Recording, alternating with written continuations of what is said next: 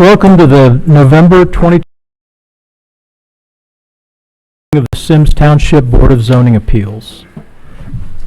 Feel free to join us as we stand to say the Pledge of Allegiance. Pledge allegiance to the flag of the United States of America and to the republic for which it stands, one nation, under God, indivisible, with liberty and justice for all. Thank you. Would you call the roll? Mr. Fowler? Here. Ms. Harlow? Here. Mr. Havel? Mr. Horvath? Here. Mr. Wolf? Here. We have a quorum. And does anyone on the board have any changes to the agenda before us? No. Agenda's approved. And anyone wishing to speak to the board tonight, the applicants, as well as anyone in the audience for or against the applications, please stand and respond to the oath. Let's see, what is it? Do you affirm that you will tell the truth and nothing but the truth at this hearing tonight? I do. Thank you. Be seated. Our first case is BZA 2021-07, one-stop signs application for 12090 Mason Road. Would the administrator please read the reason for disapproval of the application?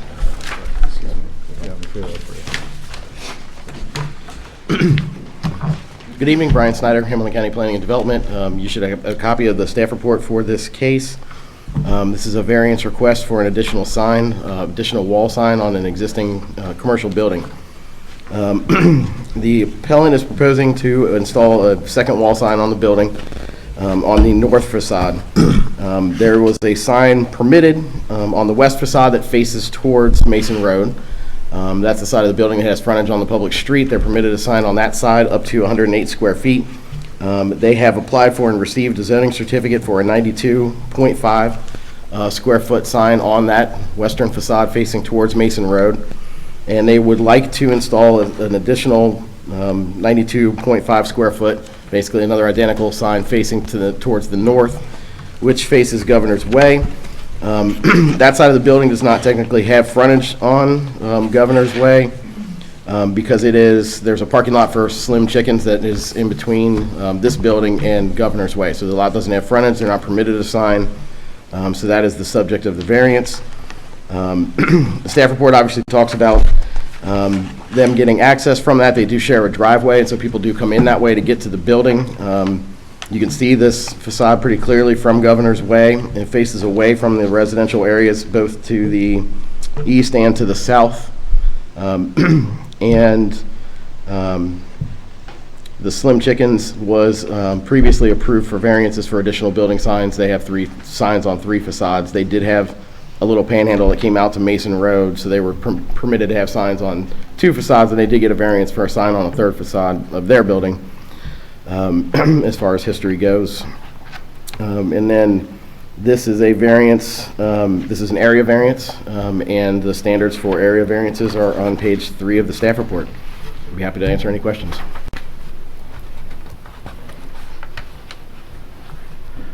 Do you know roughly the size of the signs for the Slim Chickens and there's another store on the corner of Mason and Governor's Way?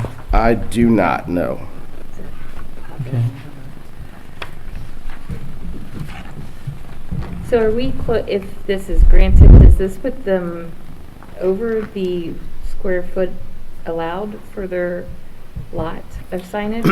No, if this was a corner lot and they were allowed to have signage on 2 sides, the 92.5 square foot sign would be permitted if they had that frontage. So they wouldn't have more signage if it was a corner lot. It is over what's permitted on the site as a single frontage, which would be just the 108 square feet that they're allowed to have on the west facade.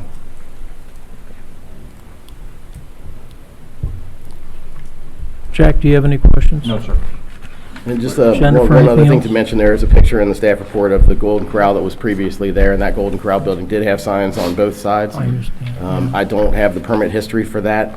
I'm not sure if the Slim Chickens lot was cut out, if it used to be a corner lot when it was Golden Corral, or if there was some other interpretation of zoning at the time. That was many years ago. I wasn't the zoning administrator at the time. Jennifer, do you have any questions? Any more? Ralph? No. Okay, I'm the only one who's a little bit confused.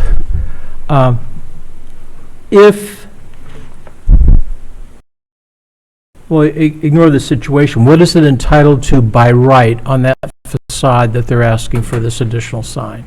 No sign. No sign at all? Correct. Okay. Then, what is the difference? I mean, I read the staff report in the application. There was something about the sign would be 92 square feet. Is that right? 92 and a half, I believe. And that the requirement for, if it were the only sign, the one on Montgomery Road, that it's allowed 1.5 square feet per length, Right? and that it said something in the report about otherwise applying if it were a side sign. Correct. So that would reduce 92.5 square foot sign to 45 or 50 square foot sign. No, their facade on that length, I don't have the actual length of it, but we did measure it, and Yeah. that length of the side is the longer side of the building. If you Yeah. multiply that length times the .75 that they would be allowed if they were a corner lot, they'd be permitted to have 108.75 square feet. Okay. So And if that it would was a be corner based lot, on both the, signs would be permitted. and that would be based on the .75 Correct. ratio? Yep. Okay. And what they're asking for is 92 square feet? Correct, yes. Do we know what was on the Golden Corral? I do not know. Like I said, I did not find the permit history for that sign. I'm not sure how long ago they put it up, but it must have been a long time ago. Was there a measurement of how many feet it is from Governor's Way? No. I do not.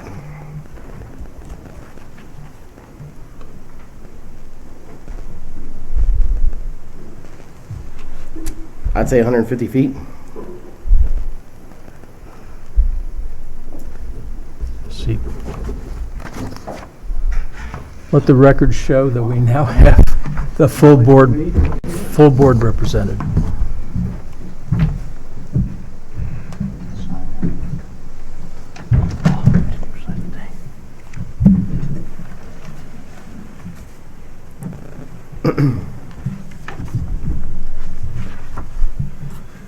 Darcy, we're on the first case, which is the sign on the former Golden Corral restaurant at Governor's Way and Mason Montgomery Road.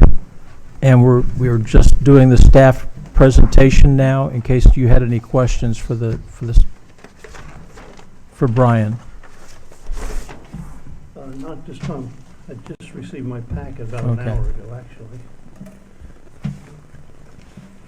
Okay, so right now, technically and legally, they're entitled to the sign that they already approved for the one facing Mason Montgomery Road. Yes, They're not entitled to any sign facing Governor's Way. correct.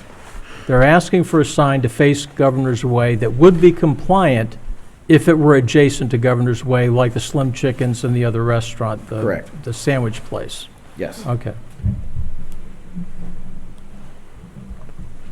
Those are my questions. Thank you. Thank you. Would the applicant like to make a presentation, please? Thank you guys for being here. I'm Justin Scalf with One Stop Signs. I'm both applicant and contractor for this project. Paul Liu is here with us. He's the owner of the site, both owner and investor. I do want to point out that the .75 has always been a consideration, that despite it not being formally a frontage, we've always been operating under the notion that we were doing a secondary sign.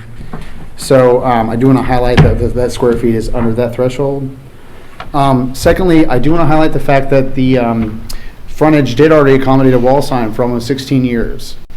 I know in a lot of these cases, council is concerned by setting a precedent or creating a new norm that kind of violates the traditional order of the zoning clause, but I just want to highlight that we're maintaining the status quo. We're not changing the nature of the property. Golden Buffet is going to look very remarkably similar to Golden Star's Asian Buffet in terms of its visual aesthetic. Do you guys have the art packet in front of you? Yeah. Okay. So I just want to highlight also, the original sign on that frontage, you asked how large it was. It was 116 square feet total. Okay, so this is again, a sizable reduction from what was there. You're saying the Golden Corral is 160? 116 feet on that elevation. Right.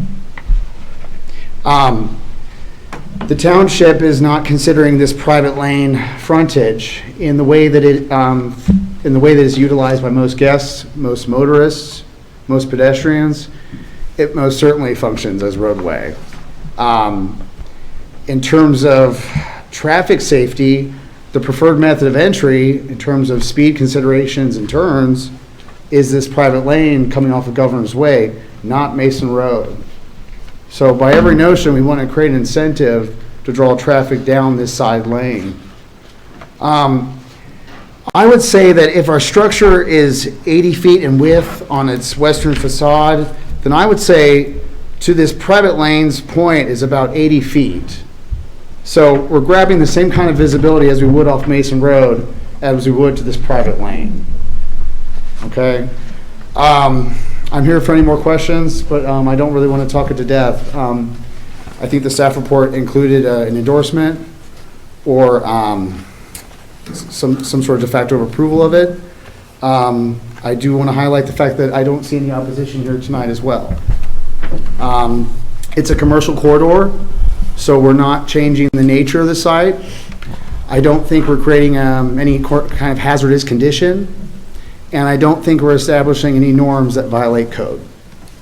Again, I'm just here for any questions. Let me know. Thank you. Does anyone on the board have a question? Ralph? Do you know what both signs square footage wise for Golden Corral were? What's that? The square footage of both signs? Of both signs? I believe the one on the western facade was scaled a little bit larger. It was at least 122 square feet for the western facade. But I'm drawing from memory, so forgive me, but I do know that the northern facade included 116. Okay.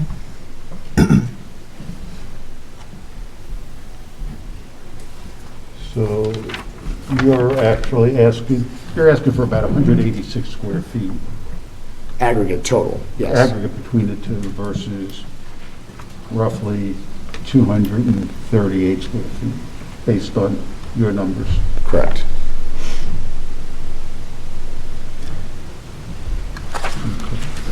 And as I understand it, you don't know any more than our staff knows about the size of the signage of the Slim Chickens and the sandwich shop next to it. I do not take a comparative.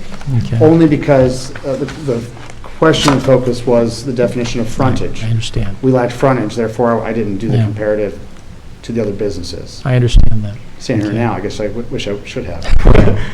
But it's relevant. I get the question. Yeah, But I do not know. okay. Anything else? Nothing else to say? Is there anyone else? You can sit down. Is there anyone else who would like to speak for this application? Is there anyone who would like to speak against this application? Okay, we're going to now, Can I ask Brian a question? I'm sorry? Can I ask Brian a question? Sure.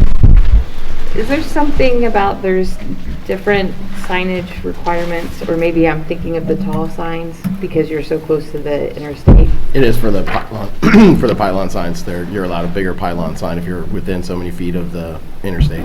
Okay. Do you happen to know off the top of your head?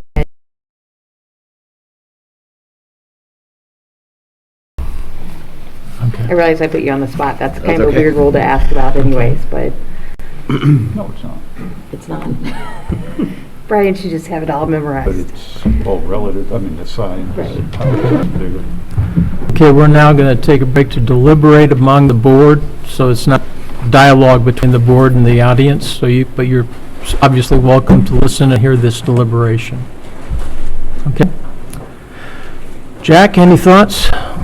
Okay, I think you're correct. The issue is frontage. Yes. Okay, and I drove by the area, and you don't understand. You can just say, Okay. I'm talking to these guys, but so even though that is not a corner lot, it sort of is a corner lot. Okay, not by the strict that traffic is, and the relatively smaller size of that first building in front, and then the large expanse. I can see where it makes sense to have a sign on the north side.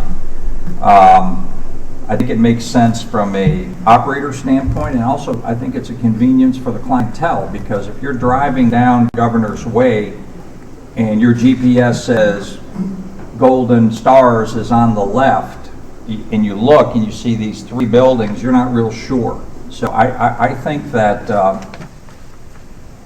given the visibility that there's a large open area there, the fact that Golden Corral had 2 signs there, the fact that you guys are reducing sign pollution a little bit by making them smaller, we appreciate that. I think it's in the best interest, and I think I am supportive of them putting up that second sign on the north side. Okay. So we'll start there. Darcy, any thoughts?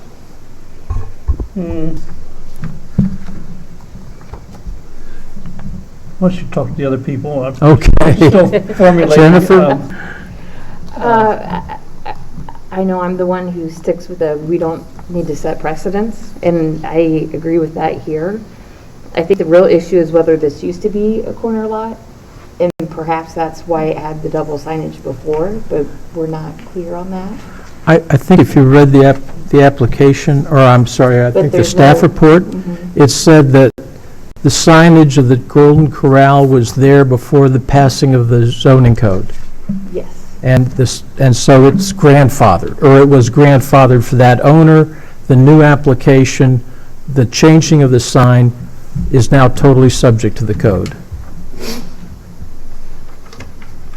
I don't disagree with a lot of the practicalities that Jack brought up. I think this is a Right. weird piece of property and how it's grown over time.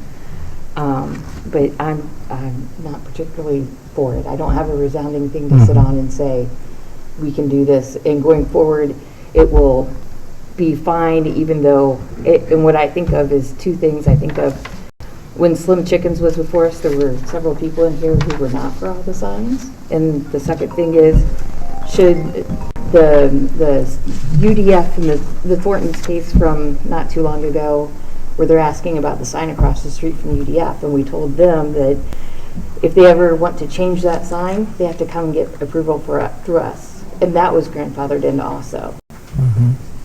So I don't have issues with changing, with the existing signage, but are we going to be consistent going forward? Okay. Continuing to be consistent. Okay. Ralph? I'm in a, no, I want to say pickle's the right word. Conundrum's probably a better word, because I like that they're reducing the size of the sign. I've always thought Golden Corral signs is overly powerful to the facade of the building, and I still think these 2 signs are going to be overly powerful to the facade of the building, and I think they could be smaller and still get their point across of where they are. But I do think they need 2 signs, Okay. just because of where they are, and it does act as a corner lot in its own right. So I'm not sure which way I'm going to vote yet, but I still Okay. think the signs should be smaller. Yeah. Well, there are a lot of similar thoughts on the board this evening. I agree there need to be 2 signs. I go by there all the time. I know Governor's Way well. I know the Slim Chickens. I'm not sure I know the name of the sandwich shop. but you see Golden Corral, you see it's been closed for a long time. It has good signage on Mesa Montgomery Road.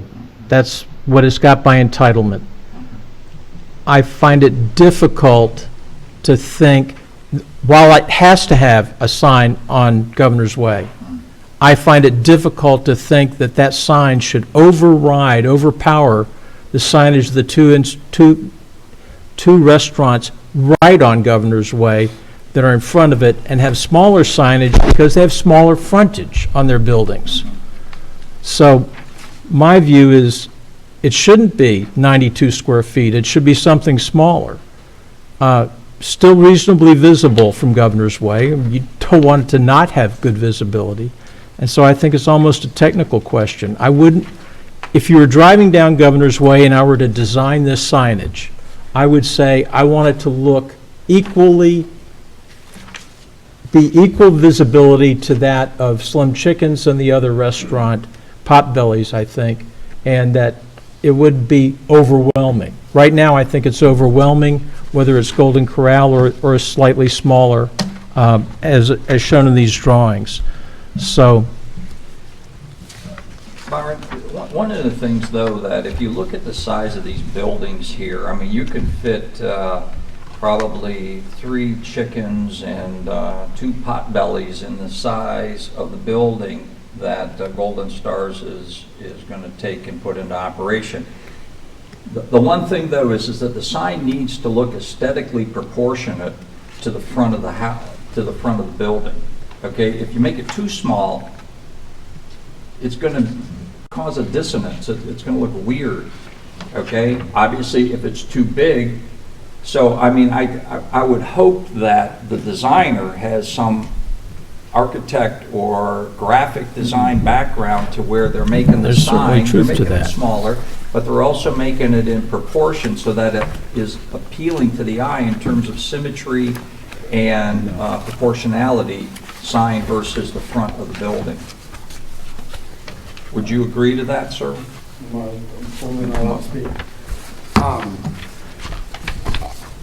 In terms of design, I went down to 75 square feet before and thought aesthetically that looked okay. The only reason we're at 92 formally is to be comparable to what was there previously, okay?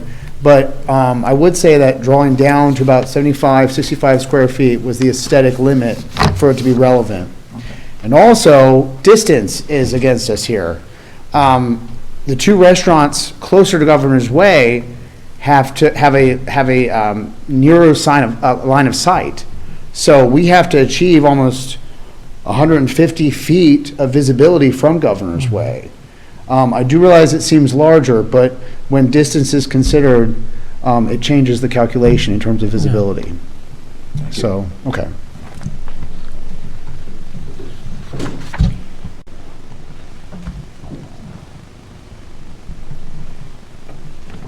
did we hear correctly that 75 square feet could look proportionately appropriate? Yes. Yep. If it came down to it, we'd be more than willing to negotiate with the township in order to get some sort of resolution.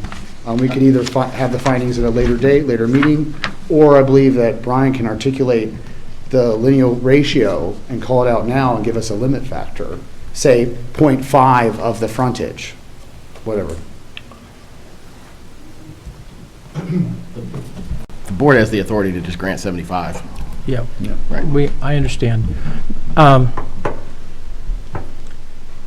It's in the it's not in the application, it's in the staff report, that this has a bearing on future applications for signage, even on Fields Erdel, and that's a very sensitive subject for the township because there's a great deal more pylon signage and other signage, and it's a very high commercial area, and this is right smack in the middle of all that.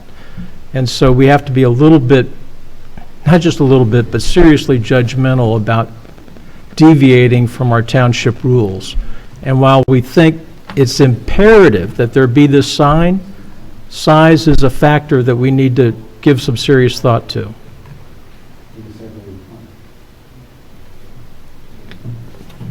So do we have anyone wanting to make a Well, motion? let me just make a point. In Sure. terms of setting precedent, if we have another parcel, this could be used as a precedent, and that could be a positive thing, or it could be used as a negative thing. I think the notion, I'm thinking about the corner of Fields Erdel and Mason Montgomery case, with the pylon sign and the sidewall signs, was very, very different than this one. I even go back to the Donato's case, where we gave them an option. You can have the A or B or C, AB or CB. You choose. They made a choice. I think we've been holding the line, but I think the interesting thing is the predicament that the operator finds themselves being set back from the main road with two small businesses in the front. So if we come up with another issue like that, I think this could be used as a precedent setter one way or the other.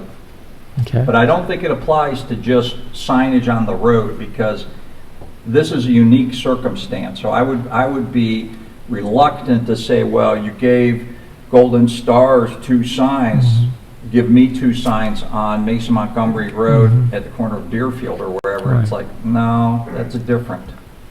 You see what I'm saying? Yeah, every case stands on its own, and this is all about what fits with this particular site. Yeah. The issue that concerns me a little bit is these are two huge signs. Yeah. Two huge signs.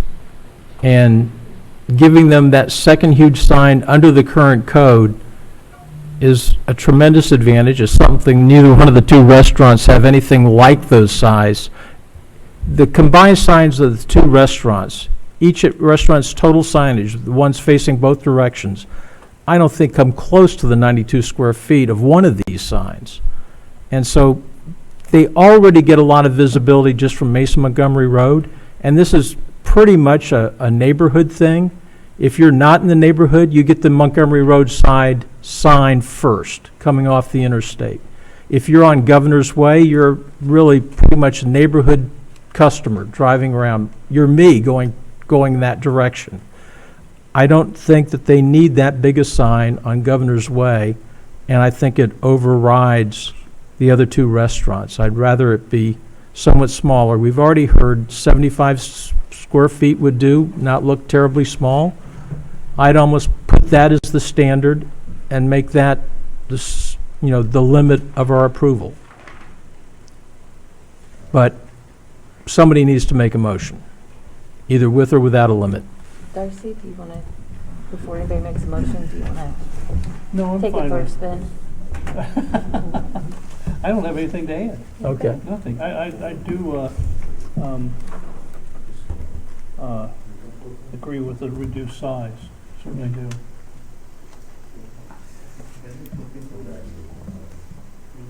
Ralph, you want to make a motion? Sure.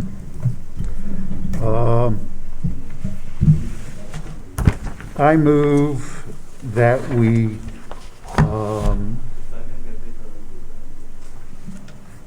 reject the proposal for a 92 square foot sign for Golden Star Asian Buffet, and have the signage reduced to 75 square feet. So you're approving the application subject to a 75 square foot Well, the size application, limit. I'm denying the application was 9492. Well, you can approve it with a Condition, condition. okay. Yeah. Okay. You would need to go I thought we had to disapprove it to get it Okay. approved. Okay.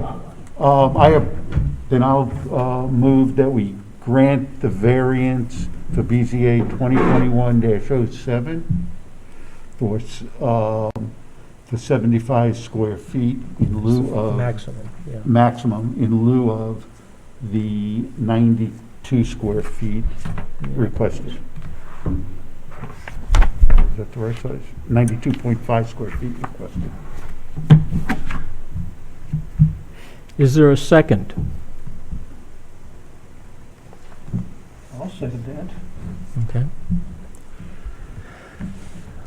Luann, would you please call the vote?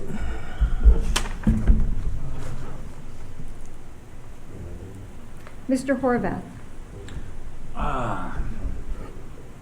I'll approve, but I will register that I think the 92 square foot was preferred. Ms. Harlow? No. Mr. Fowler? Yes. Mr. Havel? Yes. Mr. Wolf? Yes.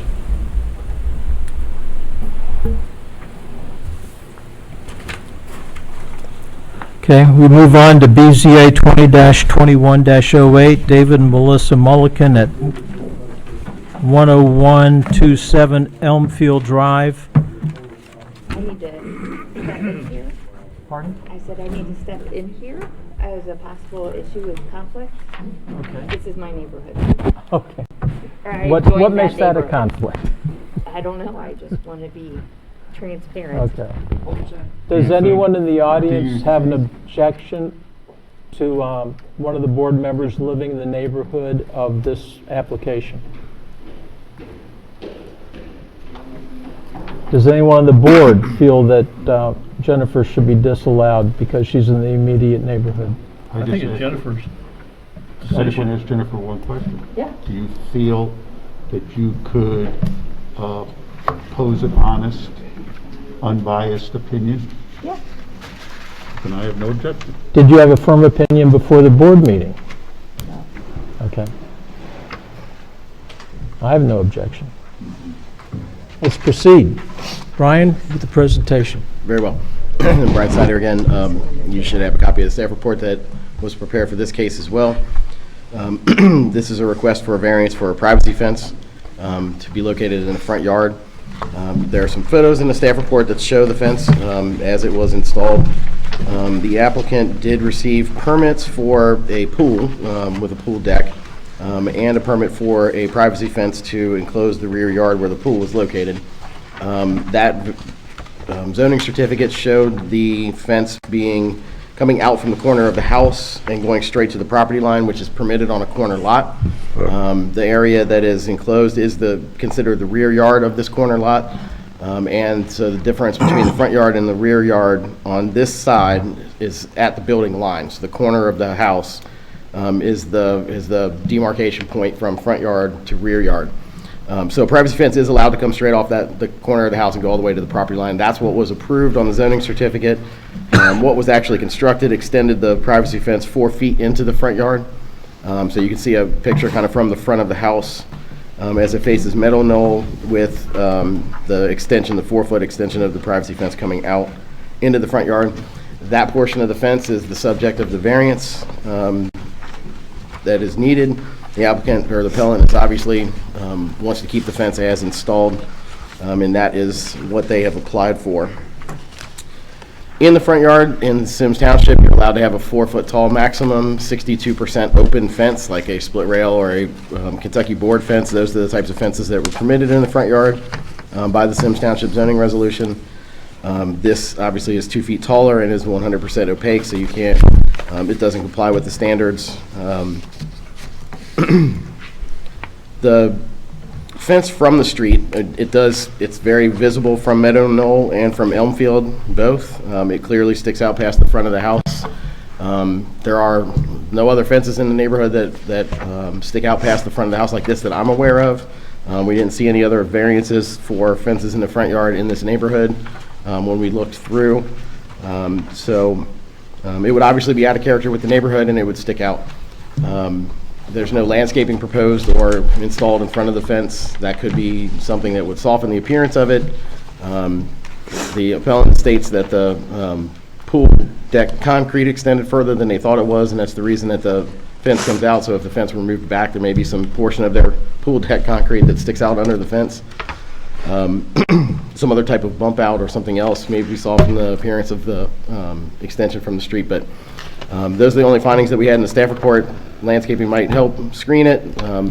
Moving some of it back would help address the fact that it sticks out into the front yard clearly. But this is something that we're concerned about setting a precedence for, because we do have people that want to put privacy fences in their front yard. And so other people would see this and, this is, like I said, it's very visible, and there's No other reason other than the pool was bigger than it was intended to when they installed it, so. This again is an area variance, and the standards for area variances are starting on the bottom of page 2 and the top of page 3 of the staff report, and I'd be happy to answer any questions. Let me understand. The only thing I keep getting clear in my head is 4 feet. How many lengths of wood is the violation? It's probably like half of a typical 8-foot wide section of privacy fence. So when you look at this drawing of this fence that goes back like that, you're not talking about the whole length. It's not like it's 4 feet into a front that's the whole length of the fence. Oh, the entire fence is in the front yard. Yeah, that entire side of the fence is in the front yard because they bumped the whole line of the fence out into the front yard. So that So the entire whole section- fence Correct. is 4 feet in violation? Yes, right. Okay. That's It's this correct. fence, right? Here's the Yeah. fence. Oh, it's not this? No, That's it's That's this. not the fence? This is Oh, what- okay, I'm sorry, This it's is a what- drawing. This is what Okay, the fence is doing. okay. It's coming there and there, and this is. Brian, you mentioned precedent. Right Okay, here. can you say a little bit more in terms of the neighborhood? Are we aware of others? If you think about other neighborhoods and how we've looked at front yard versus backyard and fencing, On a standard corner lot like this, I can't recall a time when a privacy fence was permitted in the front yard. The typical request that we get is when people have had their houses built on a corner lot where their back door faces their side yard. So they want the privacy fence in the side yard. We don't see a lot of requests for privacy fences in the front yard, though. I can't recall one. and if they had built it 4 feet as they were permitted, if they would have followed the permitting, we wouldn't be here tonight. Right, their permit actually showed it coming straight off the corner, not extending into the front yard. And if they had needed that extra area and had shown it as a 4-foot tall Kentucky board fence instead, yes, that's right, it would have been permitted and we wouldn't be here. So the issue was, is they were permitted to do A, they chose to do B. Now they're here saying, what we want you to do is approve basically our misinterpretation or deliberate extension without being required to change the height and the design of that stockade fence or that. Correct.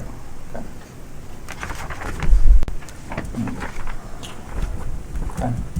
Okay. Are we ready for the applicant? Thank you. Please.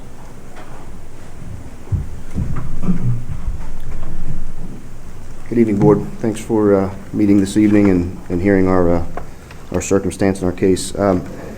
First, I'm here speaking on behalf of myself and my wife, Melissa. We're respectfully requesting a variance approval for, like we discussed, the already finished construction of a fence. Just kind of giving a timeline, in April, we had made a decision to have a pool installed. At that time, we submitted a application for a fence permit, which the drawing did have the fence coming off the corner of both sides of the house as the code did state. As time went on, it was, I call it an honest mistake, but I have to assume responsibility for it since it is my property. The layout of where the pool is and the 4 extra feet of steps that were dug out and then the 4 feet of concrete that was poured pushed this fence out into what is considered my front yard, being in a corner lot, having 2 front yards. Had I known that a variance should have been filed prior to this, the construction, that I would have applied for it and kept this clean. It didn't even cross my mind, honestly, and the company I'd hired to install the fence simply did their job, and now I'm stuck with this situation, and obviously trying to follow the proper channels to get this approved and have it in good standing with the neighborhood and with the township. It is just 4 feet, but it's still 4 feet in violation of the code, which we understand that. My biggest concern and really request that I have is that consider the lack of privacy that we have as a corner lot. And I realize the privacy fence was approved for construction as the drawing had stated, but with a minor 4-foot bump into our technical front yard, it's providing us privacy that we otherwise wouldn't have. try to enjoy our backyard and our pool that's now there. Some of the other solutions that we've considered, or at least that maybe have been presented by, at least just listening to you all speak about this, or just some of the questions, I think dropping it to a 4-foot Kentucky split rail or such obviously makes it up to code, but doesn't provide us with the proper privacy, or any privacy at that point, because it's 100% visible from the south side, south view of from the street. Another concern that I would have as dog owners, I don't know that 4 feet of fence would really provide enough separation from the dogs just being able to get out of the yard as well. So we are open to some level of negotiation for if we can come to some conclusion in terms of, I think Brian had mentioned something to the effect of landscaping, or I don't know what, I don't even know what ideas. I didn't propose that in my letter or in my application because I didn't know what that even looks like. We'd be open to discuss that and negotiate something that would be feasible and acceptable to you all, assuming that we can get this approved. Did you install the fence yourself personally? No, sir. So you had a company that came in, and they have drawings, they have approved drawings. They know what the standard is. I'm assuming it's a local, reputable company? Yes, sir. So they had the plan. They knew what was approved. They probably know the standard because they've installed fences. And so what they did they come to you and say, hey, look, we're going to move it 4 feet out, that's in violation, your decision, or did they just install it and then now you find out, hey, I'm in violation? That's how it went. Which way? They installed it, now I'm in violation. There was no questioning of the job. It just... So they put you into this situation? Well, I don't... The company we hired did a very good job and worked with us. Having never done a project like this before from beginning to end, I didn't know to ask. I certainly wasn't asked for a permit or drawings from the installer. It was explained to me that it's our responsibility as homeowners to secure that. We give him how it's supposed to, we provide him with where we want it to go, and then he just installs rather than questioning it. And I really feel like that also happened in the situation with the young lady who came with the pool company and laid out how the pool was going to be put into the backyard. I'm not going to speak for her, but I have to assume that she didn't know that our fence had to come immediately off the corner of the house. So, again, I'm here representing myself, and I have to assume responsibility for this mistake, and obviously... That goes over the pool steps. Right. But I have to assume responsibility for what happened, and now it's complete. So I'm in this situation, and that's why I'm trying to make sure that the board has all of the facts and understands. I'm not. I didn't come in here expecting to get 100% approval, but I want you all to have all the facts and understand that it wasn't my intention to deviate from the original permit that we were issued. It just that wasn't the plan. And honestly, I had no idea that a second permit or potentially a variance of this nature would be required to get that extra 4 feet. Just because I assumed when I got a permit for a fence that it was just a fence. We had the thumbs up to go, so we moved forward on it. So the pool went in first, then the deck, and then the fence. Correct. So everything was really calibrated off of the pool. Correct. So when the fence people came out, they may have known it, but they're looking like, hey, you can't move it against the edge. We got to put it out here because that's where concrete is. Maybe. Again, I don't want to speak for them. That's a very good possibility. It's a possibility, right? But that poses the question, what is behind this fence at the ground level? What separates the fence from the pool? Permission to and approach, I have pictures. You'd like that would be very helpful. Yeah. Would everyone like Yeah, them? please. Sure. Yeah.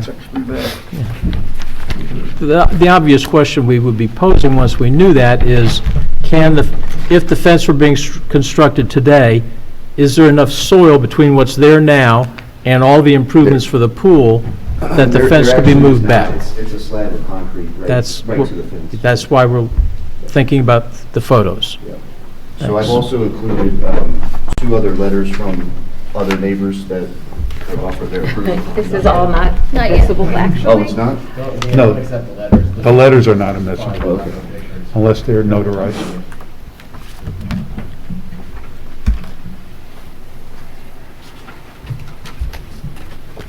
Thank you. So where did you get the scarecrow? Because my next door neighbor has one just like it. Probably the Home Depot. The Home Depot. And his is lit up tonight, is yours? There we go. This is what I was looking for. This is it. Yeah, it's the very last. It'll be the final picture in the pack. And that's a cover for the pool, I take it. Yes, sir. Yep, and those are the steps going down, right there.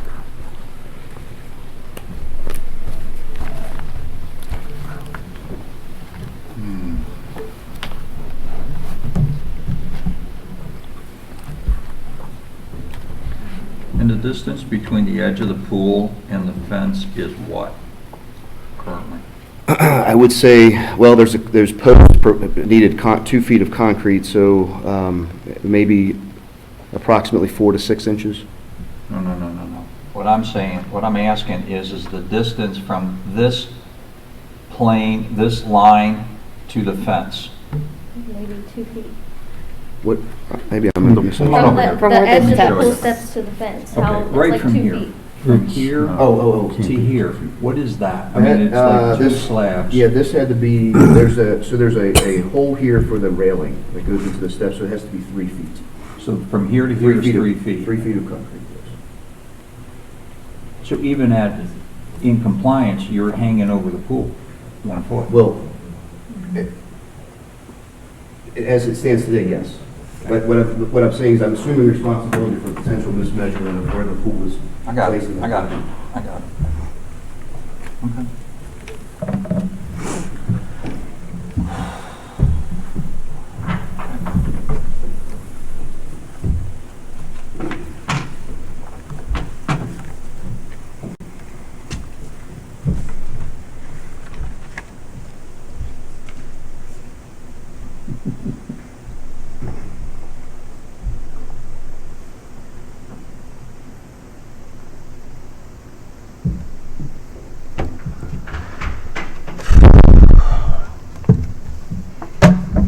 Any more questions for the applicant?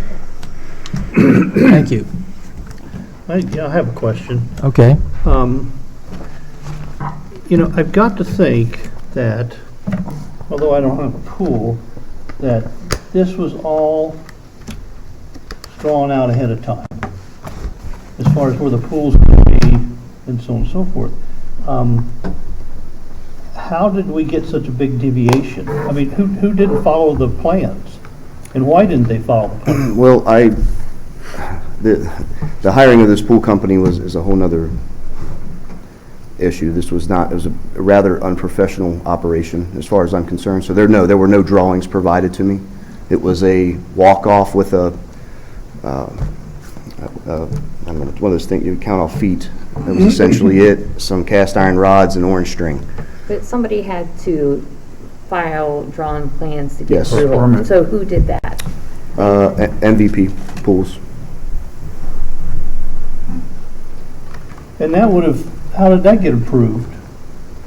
Because they did it without, so this part where this comes out, if you, I can Yep. show you on the picture. I think there's a They, difference that between- wasn't in the plan. Yeah, I think They the had it as difference- it's coming off the corner of the house, which Yeah. is allowed, What was permitted and what was executed are different. are different, And why is that?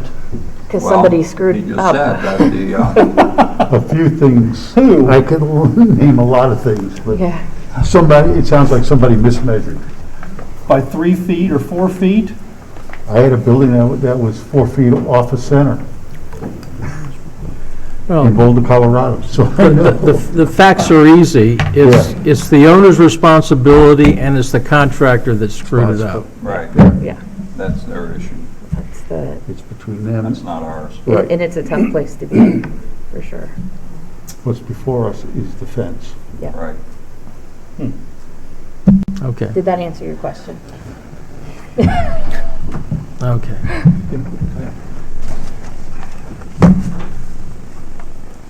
Okay, All good. Good. thank you. Thank you.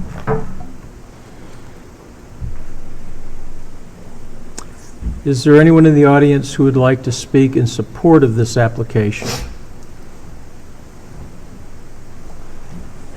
Sir, did you take the oath at the beginning of the meeting? Yes, sir. Thank you.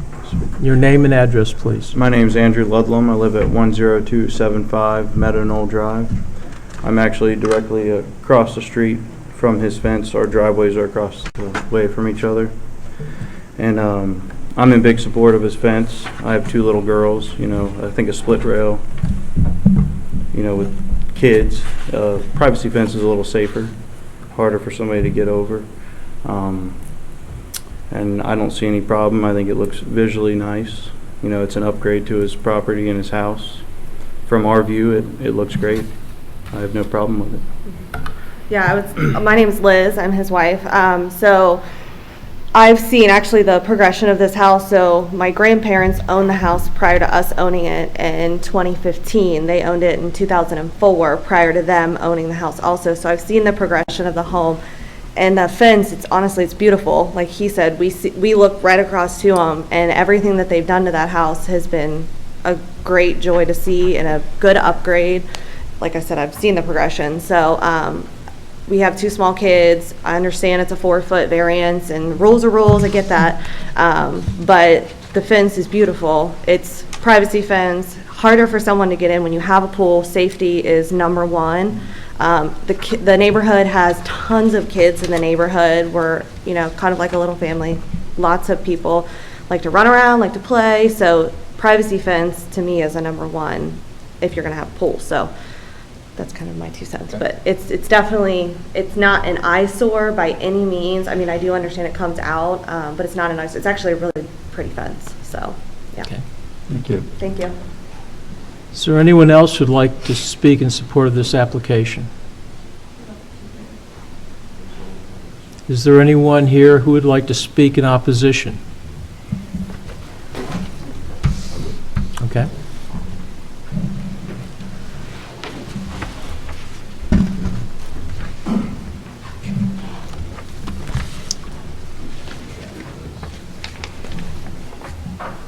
And you took the oath, sir? Sorry? You took the oath at the beginning? I did. Thank you. These will go along with Thank you. the speech.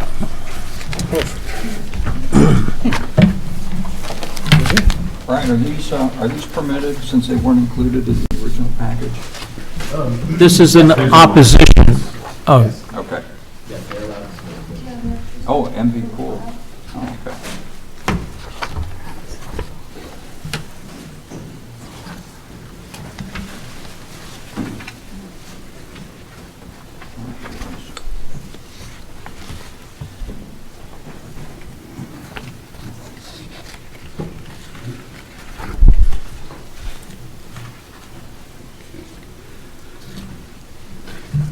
My name is David Huey. My wife Debbie and I reside next door to the applicant at 10139 Elmfield Drive. And my wife and I are strongly opposed to the board granting this variance request. So what I'd like to Let me ask you do, one second. Are you at the north side, east side of their? right next door, 3 feet away. They're this one. They're this one, They're on okay. Elmfield.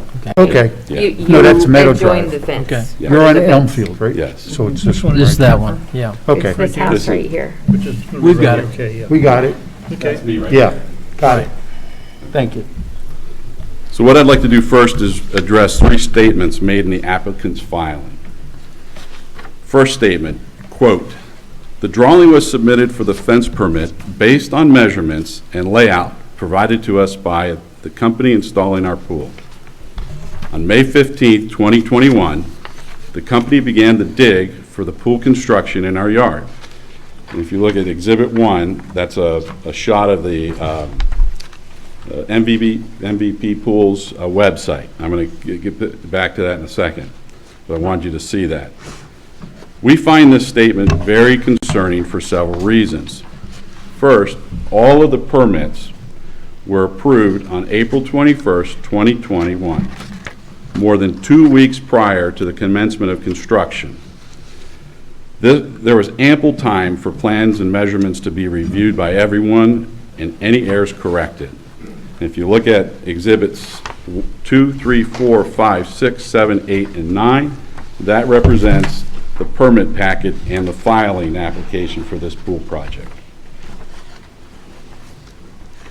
The second statement, I quote, "This amount of space was not accounted for during the original layout and measurements used for applying for our fence permit. When all was said and done, the finished pool and concrete pushed our fence line out 48 inches, 4 feet from the corner of our house into the north front yard of our property, therefore positioning us to request this variance." You look at Exhibits 3 and 4. It shows you the layout right here of the pool. This statement is just patently false. Prior to any construction, I spoke to the applicant while standing in his yard among all the flags marking the boundaries of the pool, and I pointed out the present location layout. The cement pad was going to extend past the corner of his house and push past the backyard boundary into his front yard, and that his 6-foot fence would not be compliant. He acted surprised and said he would look into this. Things did not progress well after this. The next phase found the felling of 4 to 5 very large trees and a pile of debris stacked not in his yard, but in my yard. The applicant could have cared less. Not a good sign of things to come on this project. Next came the digging of the pool, which started promptly at 6 a.m. on a Saturday, May 15, 2021. No prior notice was given. I asked the applicant about this, and he said he had talked to the neighbors about the early start. He didn't talk to us, and we're right next door. I asked him if he could communicate with us since we're right next door, and his response was, "I don't know anything. The pool folks aren't communicating with me." After this exchange, I decided to paint a property line in my yard so workers would know where the property boundaries are. This set the applicant off on a cussing tangent. The next day, he made it clear to me that he said, "I can do whatever I effing want to in my effing backyard, and you can go F yourself." And that was the last communication we had. This brings me back to my original question.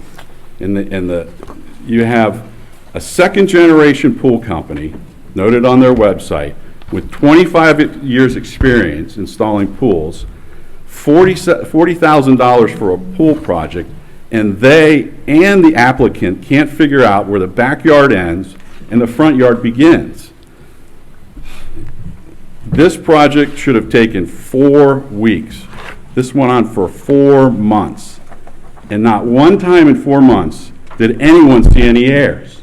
Come on, man. If you look at the layout of the pool within the boundaries of the backyard, you'll see the south portion of the property has 20 feet to spare. Okay? So this is all pushed up this way, and you got 20 feet down here. And not one, nobody considered that? There's plenty of room for the pool to shift in that direction and not encounter the problem that exists today. Why wasn't this done? This appears to be a case of it's easier to ask for forgiveness than permission. This boils down to want versus need. They wanted a pool. They didn't need a pool, so they have to follow the rules like everyone else. They knew what was right and correct, and they decided to roll the dice, and here we are today.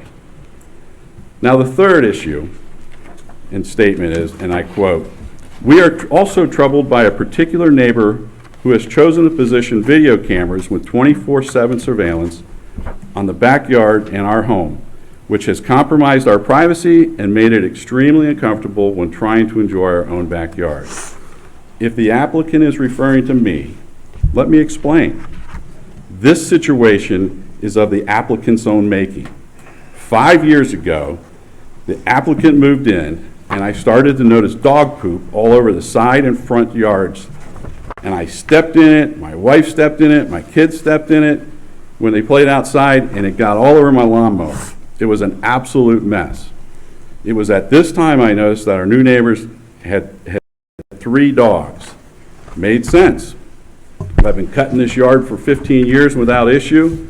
The applicant moves in with 3 dogs, case solved. So the next time I see them heading into their home, I mentioned that their dogs are pooping in my yard, and I was not okay with that.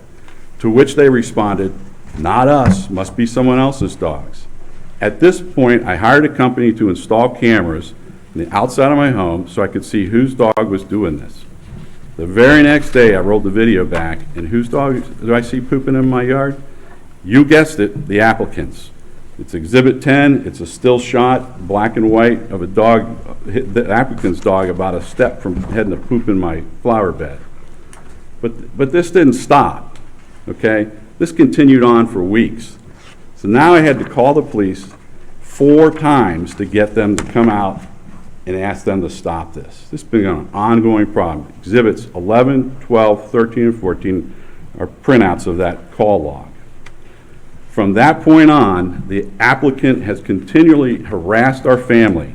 They put FU signs up on their windows facing our house. If you look at Exhibits 15 and 16, they flip off our house in front of neighbors. Exhibit 17, they play loud music on loop, one song over and over again when we're in our front yard or backyard. They shine bright lights in our windows.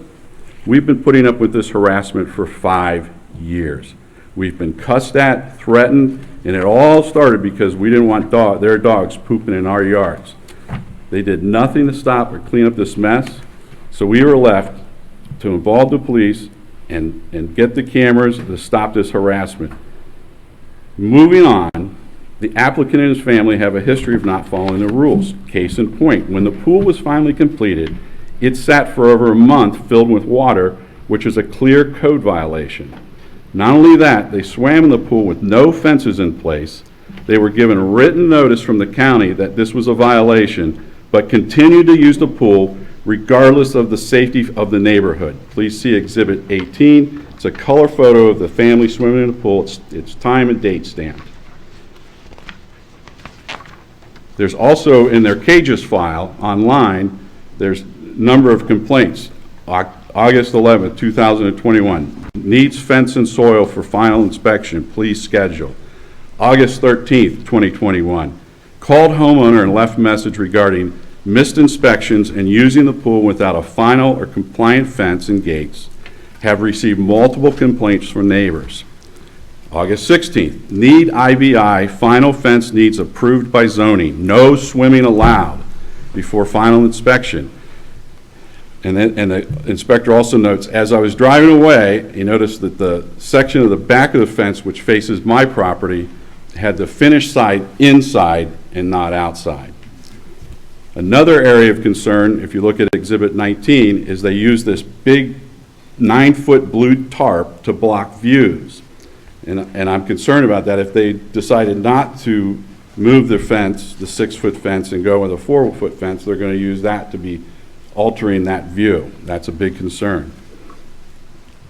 I want the board to consider the 7 criteria previously articulated by this board concerning a variance request.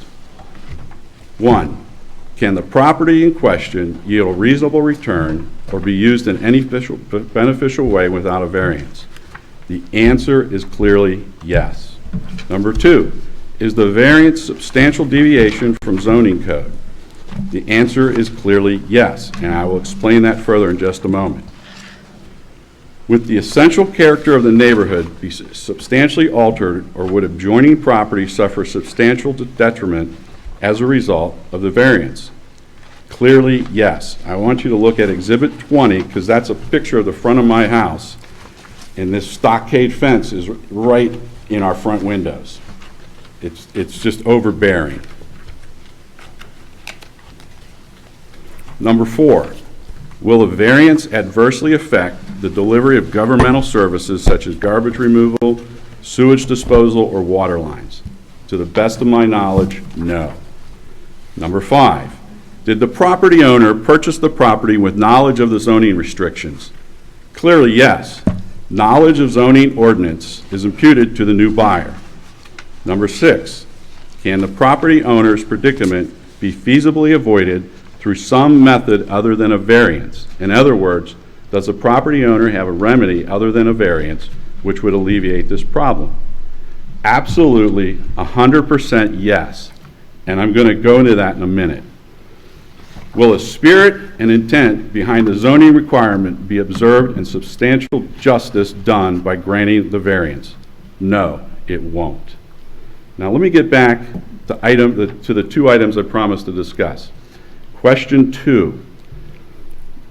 In the first prior variance case before this board involved the address 10292 Meadow Knoll. This is a public record, and I have a copy of that here if any of you would like to see that. I would be happy to share that with you. But I've shown those in exhibits 24 and 25. If you need refreshing, like I said, I have copies. I'll be happy to show them to you. The other thing I said I would get back to you is on question 6. Can the property owner's predicament be feasibly avoided through methods other than a variance? And I said to you that the answer was clearly yes. I spoke to Emily Whitty in the zoning department, and she indicated that the fence could be pulled back in compliance even though there was a concrete pad had been poured. Her words, because the concrete pad is below grade. Doesn't matter, zoning doesn't care. They need to follow the rules as they're spelled out. Move the 6-foot fence and maintain your privacy, or lower the fence to 4 feet with a 62% view through. Finally, I want you to look at Exhibit 21. To add insult to injury, the fence height is not 6 feet, it's 6 feet 4.5 inches.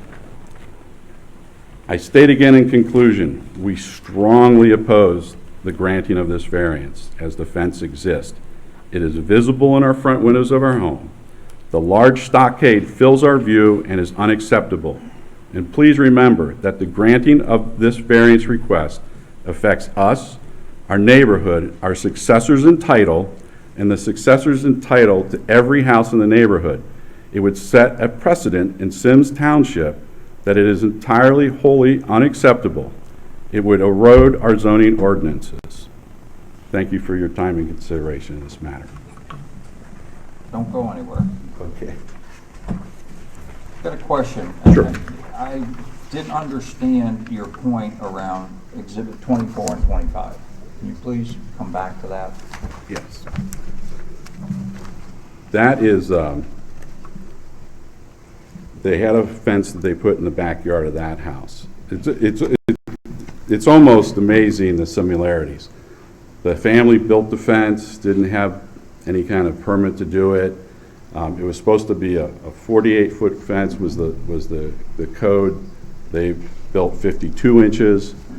They came in after the fact. They have a corner lot, so they have 2 front yards. Came in after the fact, and they were not granted, it's in the record, they were not granted a variance. They had to remove, and if you see in the photo, if you look at the back of the property, the fence exists still on the back of the property because that was okayed, through zoning when they looked at it. But all that other fence material that's just open, they made them take all those slats down. Okay. Are you saying this was a previous owner? 2007. No, this is a different property. Different property. Yeah, it's at the entrance of the, We ruled against. Gotcha. it's at the entrance of the neighborhood on the right-hand side when you pull in. So you're coming off of Fields Erdel on the Meadow Knoll, it's right there on the right. And it goes back to 2007. Okay. Let me just say one thing here, okay? And we get this a lot, okay? Our job is not to fix your guys' problems. I understand, I was just Okay. addressing his statements. I'm just telling you, you overwhelmed us with a lot of extraneous information. The issue before us is, do we grant the variance, which maintains the 4-foot variance, and you have a stockade fence, or they can move it back 4 feet, or they can change the style of that fence to a 4-foot Kentucky board fence. Sure. That's the only thing we're going to be concerned with here as a board. So I just want to make sure that you understand that you guys got some things you all need to work out, but that's not our job. I understand that. I just wanted to get those items read into the record because I felt like reading his submission, it was impugning my character. And I wanted to address that. I've got a question. The pool measurements, Exhibit 4, were those measurements, house 23 feet, road 43 feet, 14 feet, and 20 feet, were they put in originally or were they put in later? This was all submitted on April 29th. So that's part of the original? That's part of the original filing. And all of these documents are a phone call away. I mean, you just pick the phone up and you get them like that. So if those measurements, I guess this is where I'm unclear, is if those measurements were adhered to, we wouldn't have this problem. So the responsible party is whoever did not adhere to those measurements or did not check them, as far as I'm concerned. But that's not my issue. No. Mine's getting this stockade out of my front windows. And that, you got to understand, because of where we exist together on this, plot, his front yard is my front yard. Okay, it's not a traditional backyard. If it were a traditional backyard, we wouldn't even be having this conversation. It's not an irregular lot. Okay, so there's none of that comes into play. It's just, it was, just not handled properly. But you'd still have the stockade fence running from the I back. wouldn't have the 4 feet in my front window. That's what I'm concerned about. The 4 feet, the stockade faces Elmfield Drive and runs all the way from my property line to the corner of his house, but sits 4 feet up in my view. So the side of his house and the front of your house are pretty much in line? Pretty That's much. what you're saying? Pretty much. Yeah. There is a photograph here of that. Yeah, I can see where that would be a. Where was that? Saying one of the photographs. There it is, Exhibit 20. That's the one I'm thinking of. Yeah. See, So it's when coming out. you look at the report, Right. the staff report doesn't show that. Right. It looks kind of, harmless and, But even then,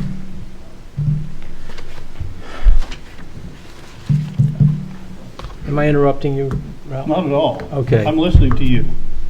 I'm looking at your Exhibit 20, and again, focusing on what our role is, and I echo what Sure. Jack was saying earlier, that Totally get it. I'm okay with everybody expressing their frustrations. Neighbors have frustrations, and sometimes an opportunity like this is an okay airing for that. It's not the best way to air it, but I'm okay with it, and we accept your comments. What's relevant, of course, is what Jack said earlier. I don't It's the variance. Right.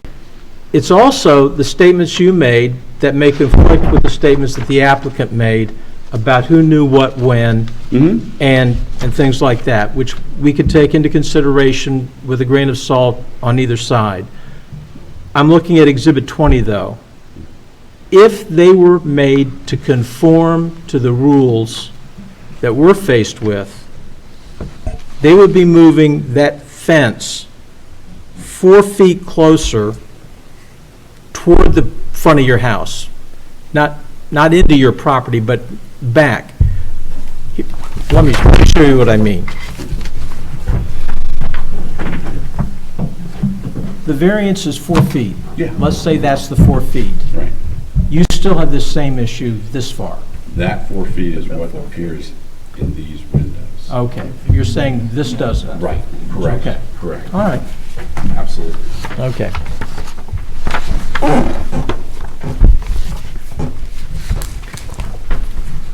So thank you. Thank you. Is there anyone else here this evening who would like to speak in opposition to this application? Okay, before you do, please stand, please come up. I do want to reiterate. I understand. You can, what's best for us is to focus on the rules we're dealing with.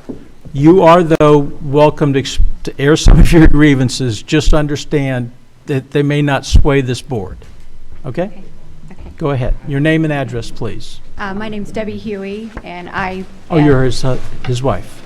I'm David's wife. I reside at 10139 Elmfield Drive, and I am in opposition of the variance being requested due to the issues of basically, first, I'm the homeowner next door.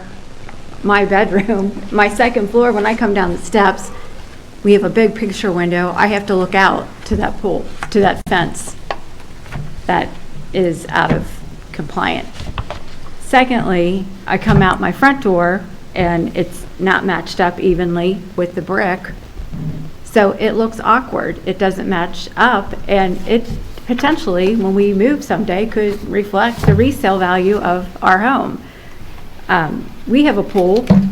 We have 2 fences. We did not put our pool in, but we have the specs. Everything was followed correctly when it was put in, and we also have another inside fence inside our split rail because we had babies when we moved in, and we wanted another safety fence, but we did it the right way. So, I've been a resident of Symmes Township for over 20 years. There's 190 pages in this zoning resolution. I've picked out and just read things that apply to me as a homeowner, but if you don't know the laws and the rules, that is your own ignorance of being a property owner. You shouldn't own a home. If you hire a company to come in and put a pool in, $40,000, $50,000, $60,000, you should know what you're doing. You shouldn't just wing it. So that's just how I feel about it, right? You're going to buy a Cadillac and not know anything about it, right? So you put a fence up. The fence people had to have known it was not correct. If they didn't, that's a conversation you have with the homeowner, and you figure it out. You know what's in your zoning plan. So, I don't like getting up, and I don't like confrontation. It's been very awkward for me to live in my home all summer, and the harassment, and I'm not trying to sway you, but it has ruined my peace for my family. So, I am not in favor of this. And if it's granted, then it's just going to set a precedence for everybody else in the neighborhood to do what they want. It's easier to ask for forgiveness than permission. So, shame on them. That's all I have to say. Does anyone have a question for this witness? No. Thank you. You're welcome. Sir, did you have something to join us? Sort of on the fence a little bit with this whole thing. Name and address again. Mark Belsick, 10154 Elmfield Drive. Yeah, I was just going to come up here and say, why not consider, some evergreen plants pretty densely, along to soften it, because it is quite the thing to look at as you drive down the street. After listening to Dave, I don't live next door either. I'm 3 houses down and across the street, so my perspective is a little different. I'm in the car driving by, and I can understand if you live next door, you might feel a little differently. That's all I wanted to say. Any questions for him? Thank you, sir.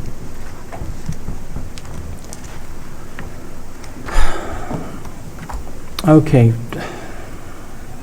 Brian, do you have a moment for another couple of questions?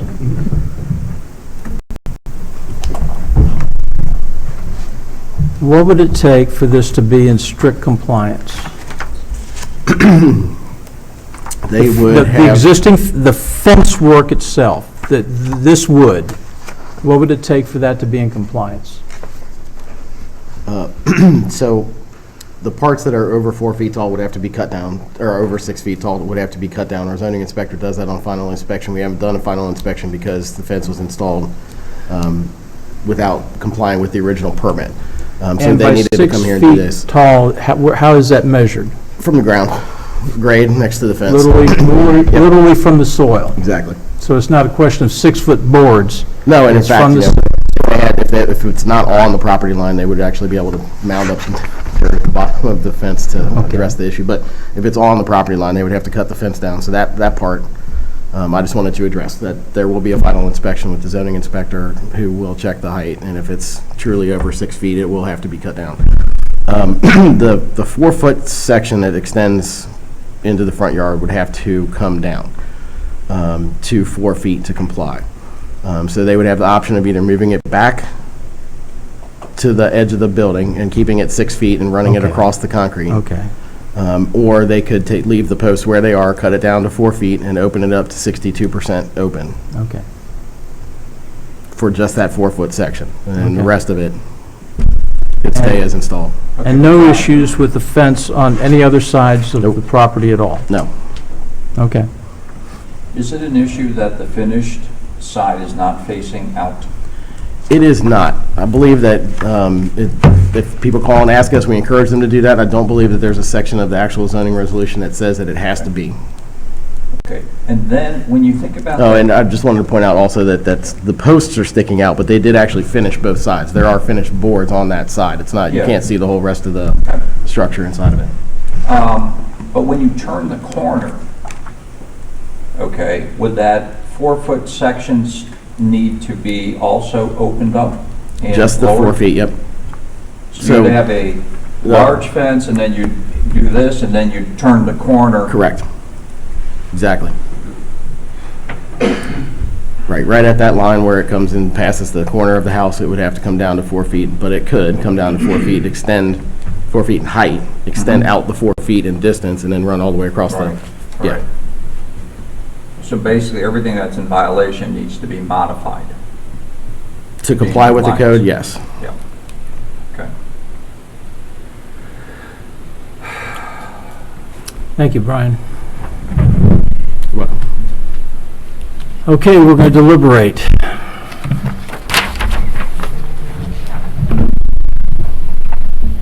Darcy, we're not giving you a break. You came in a couple of minutes late. You get to start the heat. Well, I will then.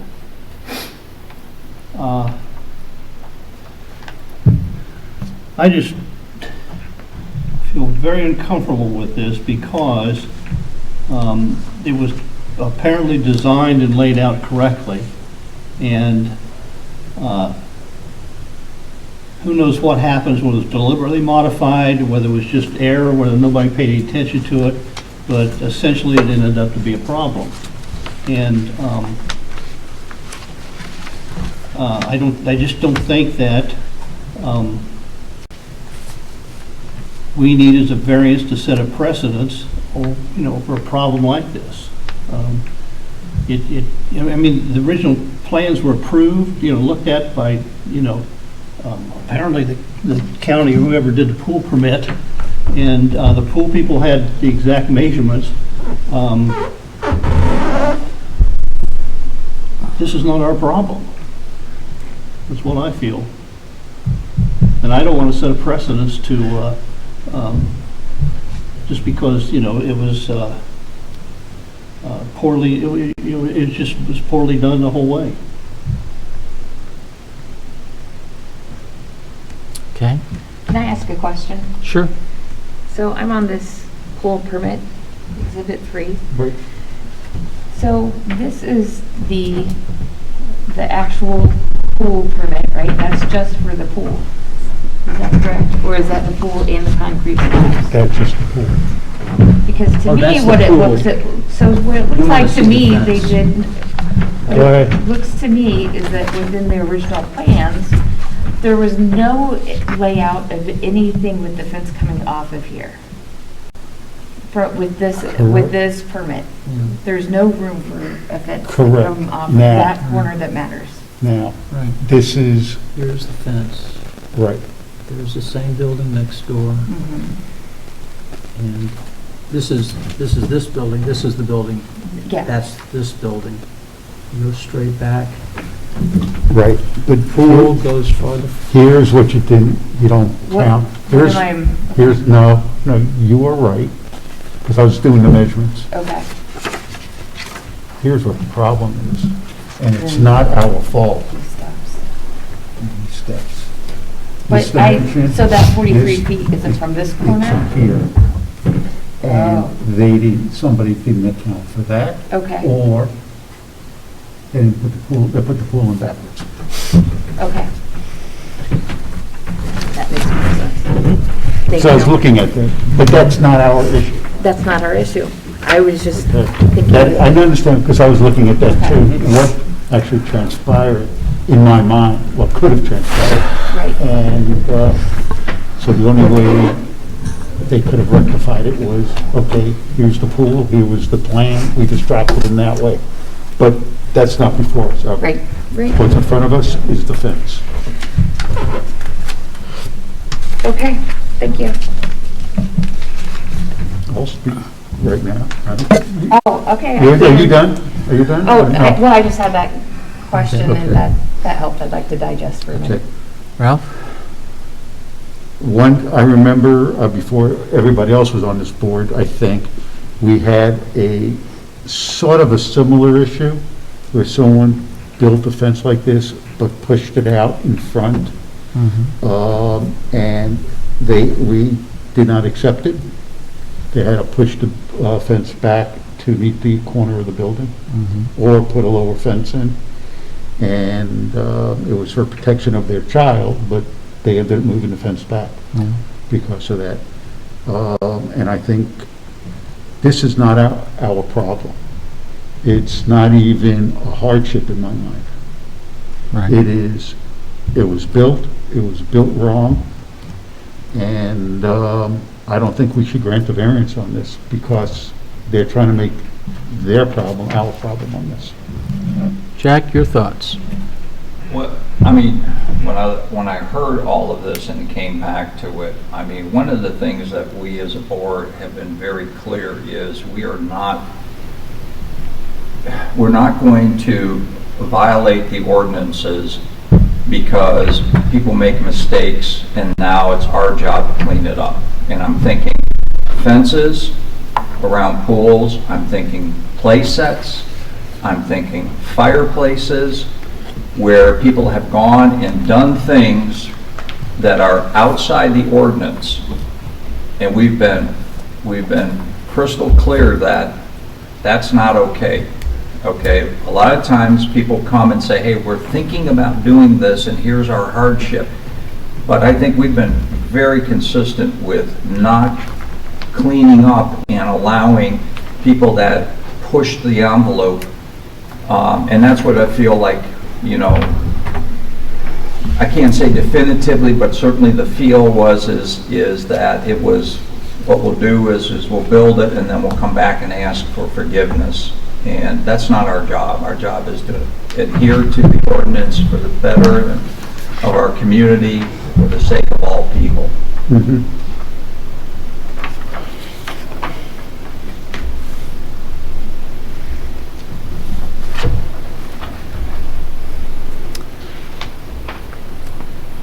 Did we all get the package of pictures? Yes. Do you guys have a package of the pictures? Okay. Yeah.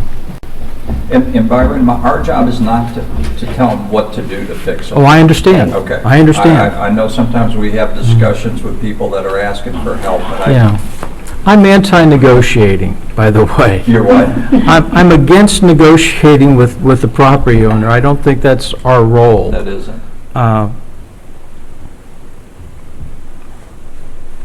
I'm just worried about the picture of the pool cover and whether that's enough distance to move it back. Oh, not your problem. It's not our problem. I understand. Okay, I surrender. Is there a motion? Ralph, you want No, I'll make it real simple. I move that we don't grant the variance for BZA 2021-08. 2021-08. Okay. Is there a second? I'll second. All right. Luann? Do we want to have any talk about that? Okay. So, No, I just wanted to, you're saying we don't, so okay. So a yes is to Yes is deny the yes. variance? Right. Yes. Those negatives in there. I know. No, I said You gotta pay Yeah, attention. you're right. In favor of the Just clearing. in favor of the I motion? was going to ask. favor of the motion. Ready? Yep. I feel like I'm in Mr. Congress. Mr. Horvath? No. I agree to deny the variance. In favor of the Yes, motion? Yes. Mr. Havel? Yes. Ms. Harlow? Yes. Mr. Wolf? Yes. Mr. Fowler?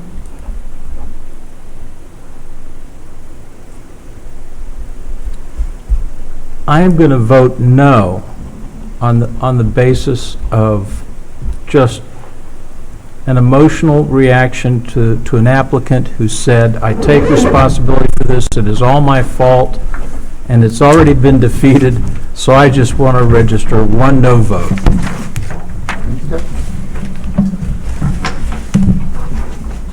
As the president, you can do that. That's correct. That's why we're here. We'll vote anyone we want. All right.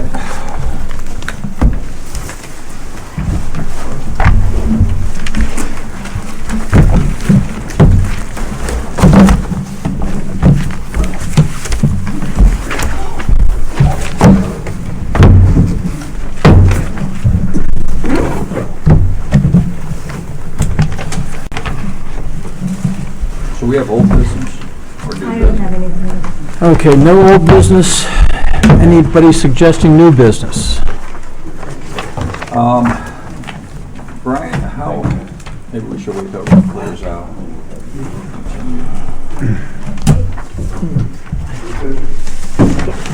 New business. We all go for drinks.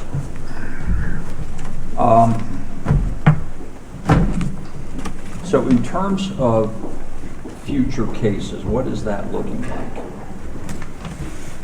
Not sure what you mean. Huh? I'm not sure what you mean. Okay. The holiday season's coming, December, January. right. What's your sense? I don't know. Honestly, don't know. I've never been able to figure out variance requests. Less people are going to be building things, so it'll be less fences and sheds, but I don't know. People are opening businesses, so it might just be signs. I don't honestly know. I mean, So the zoning, in Luann's letter that talked about a couple things going to the zoning committee, the normal zoning committee, you don't think any of those are going to end up in variances? the stuff that goes to the zoning commission typically never comes back here.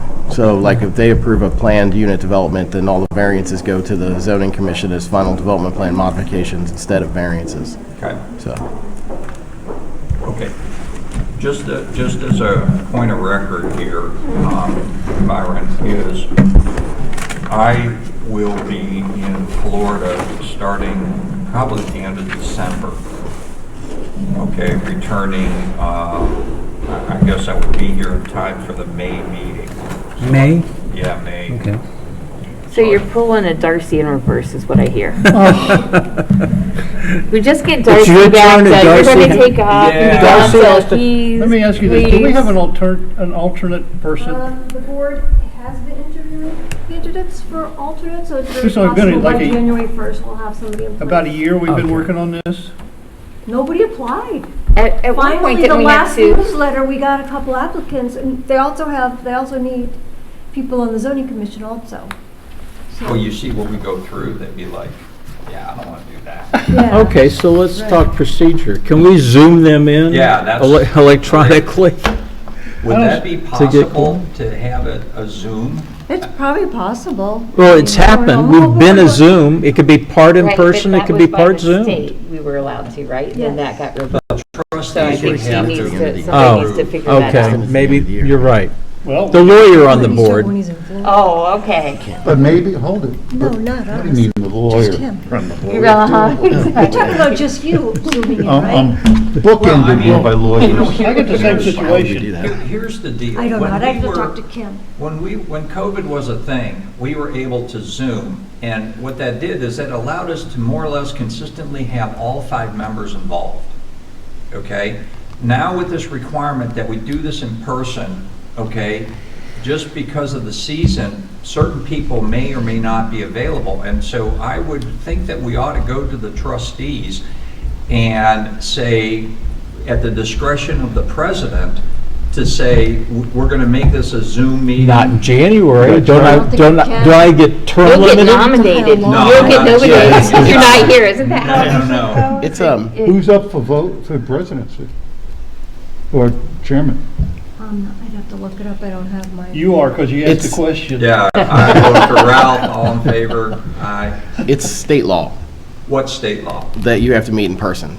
Yeah, the concept, Well- the concept in my perspective is the hearing and the presentation of the witnesses, it's important to the public to be able to see who's ruling on them. What happens I think if that's there is really- a quorum present?